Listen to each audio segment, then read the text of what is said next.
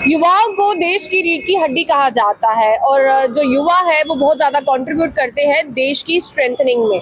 तो युवाओं का जो व्यूज़ है वो बहुत ज़्यादा मैटर करता है, युवा क्या सोचते हैं और युवाओं का क्या कहना है। तो मेरे साथ जम्मू कश्मीर के दो युवा जो है इस टाइम मौजूद है, इनसे बातचीत करते हैं कि इनका क्या कहना है जो भी इस टाइम पॉलिटिकल सिनेरियो लोकसभा चुनाव को लेकर जम्मू कश्मीर में चल रहा है, और साथ ही साथ बीइंग अ यूथ इन्हें क्या लगता है कि बीजेपी के आने के बाद क्या कुछ नई अपॉर्चुनिटीज जो है युवा के लिए क्रिएट की गई है। मेरे साथ मोहम्मद जाफर है और साथ ही साथ शहजाद है, इनसे बातचीत करते हैं।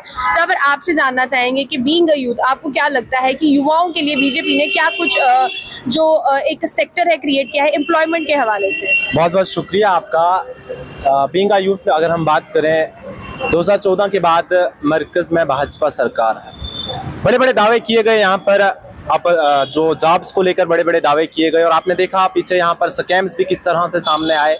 कुछ हद तक बीजेपी ने काम किया, लेकिन अगर हम गवर्नमेंट जॉब्स की बात करें तो बहुत कम जो है यहाँ पर इस वक्त नौजवानों को गवर्नमेंट जॉब्स मिल रही हैं। उसके बाद अगर हम प्राइवेट सेक्टर की बात करें, बड़ी बड़ी बातें की गई, यहाँ पर इंडस्ट्रीज लगाई जाएंगी, यहाँ पर बेरोजगार नौजवानों को रोजगार फराहम किया जाएगा, लोन्स इस वक्त दिए जा रहे हैं। लेकिन अगर आप किसी ऑफिस में चले जाएं या किसी भी आप यूथ से बात कर लें तो वो यही कहते हैं कि लोन मांगने जाएं तो वहां पर 10 तरह की चीजें हमें फेस करनी पड़ती है। कभी कहा जाता है ग्रांटर लाओ, और आप जानते हैं कि एक बेरोजगार को ग्रांटर कौन रहेगा, क्योंकि उसके पास कोई सेटअप ही नहीं है, उसके पास पैसा ही नहीं है। अगर उसके पास पैसा होता वो लोन मांगने क्यों जाता, या उसकी गारंटी देने के लिए कौन तैयार होगा। कुल मिलाकर अगर हम बात करें तो इस वक्त अनएम्प्लॉयमेंट ग्राफ काफी हद तक बढ़ चुका है। हमारे नौजवान जो है वो डिप्रेशन का शिकार हो रहे हैं, वो सुसाइड कर रहे हैं, वो ड्रग्स में मुलविस हो रहे हैं। और इन सभी चीजों का एक ही रीजन है कि हमारे जम्मू कश्मीर में इस वक्त जो है नौजवानों को रोजगार नहीं मिल रहा। अगर रोजगार मिलता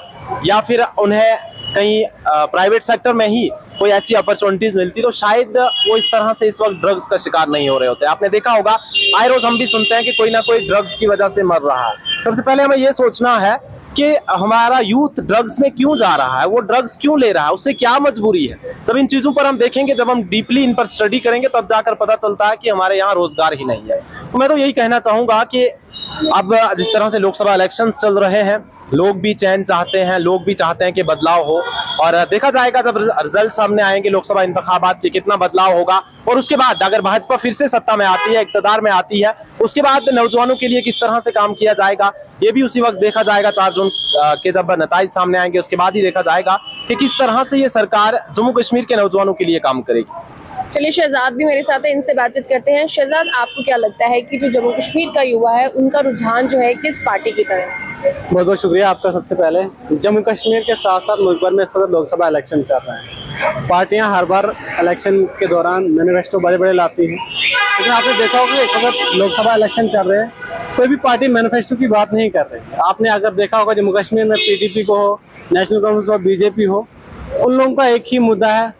पीडीपी कह रही है बिजली सड़क पानी की बात नहीं है, इस वक्त हमें ये मुद्दा नहीं है। नेशनल कांफ्रेंस कह रही है कि हम जम्मू कश्मीर के नौजवानों के लिए लड़ाई नहीं लड़ रहे हैं, हमें 370 के काज के लिए लड़ाई लड़नी है। अगर बेरोजगार नौजवानों की आप बात ही नहीं कर रहे हैं तो बेरोजगार नौजवानों से आप क्या उम्मीद लगाते हैं कि वो आपको वोट करेंगे। और खासकर मैं ये कहना चाहूँगा कि जम्मू कश्मीर में लोकसभा इलेक्शन हो रहे हैं, 3 सीटों पर वोटिंग हो चुकी है। जम्मू की 2 लोकसभा सीटों पर वही पुराने कैंडिडेट। अगर हम कांग्रेस की बात करें, 2019 में भी जम्मू रियासी लोकसभा सीट जो है आज जो बनी है, इससे पहले जम्मू पुंछ सीट हुआ करती थी, उस पर 2019 में भी रमन बल्ला थे, आज भी रमन बल्ला है। 2019 में भी जुगल किशोर शर्मा थे, आज भी जुगल किशोर शर्मा है। कठुआ उधमपुर लोकसभा सीट की बात करें, लाल सिंह जो है बीच में 2014 से पहले के लोकसभा असेंबली इलेक्शन के दौरान जो है वो बीजेपी में चला गए थे। उससे पहले भी लाल सिंह ही थे। 2019 में जो है बीच में कांग्रेस ने वहां से मैंडेट चेंज किया, अब दोबारा से लाल सिंह ही। अगर वहां की हम बीजेपी की बात करें तो डॉक्टर जितेंद्र सिंह है। नौजवानों की कोई बात नहीं कर रहा है, बस यही कह रहे हैं, बीजेपी कह रही है कि हम 400 पार करेंगे। नौजवानों के लिए क्या करेंगे, कुछ नहीं। पहले जब 2019 में बीजेपी इक़्तिदार में आई तो उन्होंने कहा था कि हम साल में 2 करोड़ नौकरियां देंगे नौजवानों को। जम्मू कश्मीर में 370 खत्म होने के बाद यहाँ पर जो है इंडस्ट्रीज लगाई जाएंगी, नौजवानों के लिए जो है रोजगार का ऑप्शन जो है और ज्यादा खोल दिए जाएंगे। लेकिन आपने देखा जम्मू कश्मीर में कुछ हद तक जो है यहाँ पर नौजवानों को नौकरियां मिली हैं, बहुत कम नौकरियां। अगर आप रेलवे सेक्टर की बात करें, पुलिस की बात करें, इंडियन आर्मी की बात करें, आपने देखा अब नई एक स्कीम ने लॉन्च किया है, अग्निवीर स्कीम, जिसमें जो है 4 साल तक जो है आपको बताया गया कि आप नौकरी करेंगे और उसके बाद जो है आप क्या करेंगे वो आपको नहीं पता। नौजवानों के साथ किस तरह से उनकी जिंदगी के साथ खिलवाड़ हो रहा है। और जम्मू कश्मीर में ये जो पॉलिटिकल पार्टियां हैं, जब भी इलेक्शन लड़ाती हैं किसी भी कैंडिडेट को, ये अपना कैंडिडेट चेंज नहीं करती। नेशनल कॉन्फ्रेंस ने इस बार कैंडिडेट चेंज किए हैं, लेकिन आपको क्या लगता है वो कैंडिडेट पहली बार मैदान में उतरे हैं? ऐसा नहीं है। मियां अल्ताफ साहब कंगन से कितनी बार एमएलए रह चुके हैं, अगरउल्ला इससे पहले कितनी बार एमएलए रह चुके हैं, उमर अब्दुल्ला साहब सीएम रह चुके हैं, पार्लियामेंट मेंबर रह चुके हैं इससे पहले बीजेपी सरकार में, जम्मू कश्मीर के सीएम रह चुके हैं, उनके फादर साहब सीएम रह चुके हैं, उनके दादाजी प्राइम मिनिस्टर रह चुके हैं।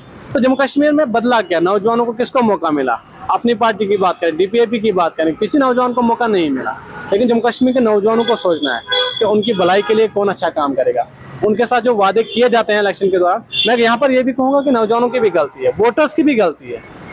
जब 5 सालों में कोई सरकार कोई काम नहीं करती है, उसके बाद आप 5 सालों के बाद जब वो आपसे वोट मांगने आते हैं तो आप उनसे पूछते नहीं कि आपने हमारे लिए 5 सालों में क्या किया, बल्कि आप उनके लिए जिंदाबाद मुर्दाबाद के नारे लगाना शुरू करते। इसलिए मैं यही कहूँगा जम्मू कश्मीर के नौजवानों को इस बार जो है सोच समझ कर वोट देना चाहिए, बदलाव के लिए वोट देना चाहिए, डेवलपमेंट के नाम पर वोट देना चाहिए, उनके लिए नौकरियों के वसाइल किस तरह से खोले जाएं उसके लिए वोट देना चाहिए।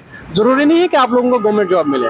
यहाँ पर जम्मू कश्मीर में प्राइवेट प्रोजेक्ट्स कितने हैं, कितने यहाँ के नौजवानों को जो है उन प्रोजेक्ट्स में काम करने का मौका मिलता है। हमने देखा बाहर से लोगों को लाकर यहाँ पर जो है नौकरियाँ दी जाती है। तो मैं यही कहूँगा जम्मू कश्मीर के नौजवानों को इस बार जो है बदलाव के लिए कम से कम वोट देना चाहिए। जो उनके हक के लिए बात करे उनके लिए वोट देना चाहिए। जो मंदिर मस्जिद की राजनीति ना करे उस शख्स को वोट देना चाहिए। ना कि हमने देखा कि सेंटर में मोदी, हमने मोदी को वोट देना है या बीजेपी को वोट देना है या राहुल गांधी, हमने कांग्रेस को वोट देना है। आपने उस कैंडिडेट को वोट देना है जो आपके बीच में दोबारा 5 साल के बाद जीतने के बाद दिया है। अब मैं यही गुजारिश करूंगा नौजवानों से कि अगर आप लोग बदलाव के लिए वोट देते हो तो आपके लिए ही जो अच्छा होगा। आने वाले में आपको ही जॉब लेनी है, क्योंकि पार्लियामेंट मेंबर जीत जाएगा। अगर आपने जो है किसी अच्छे कैंडिडेट को नहीं चुना होगा, वो जाकर दिल्ली में बैठा रहता है, उसके बाद आप लोग यहाँ होते रहो, 5 साल तक कोई नहीं पूछने वाला आपको। चलिए, बहुत बहुत धन्यवाद। ये तो हमारे साथ ये थे जम्मू कश्मीर के 2 युवा जिनसे हमने बातचीत की कि इनका क्या कुछ कहना है लोकसभा चुनाव को लेकर और जो भी अभी पॉलिटिकल सिनेरियो जम्मू कश्मीर में और पूरे भारत में चल रहा है। आपकी क्या राय है कमेंट सेक्शन में कमेंट करके जरूर शेयर कीजिएगा। एंजेलिना स्टीफन, प्रभा साक्षी के लिए जम्मू से। अगर आप भी लेना चाहते हैं देश दुनिया की तमाम जानकारी तो आज ही सब्सक्राइब करें हमारे चैनल को। साथ ही नीचे दिए बेल आइकन को जरूर दबाएं ताकि हर अपडेट आप तक पहुंच सके।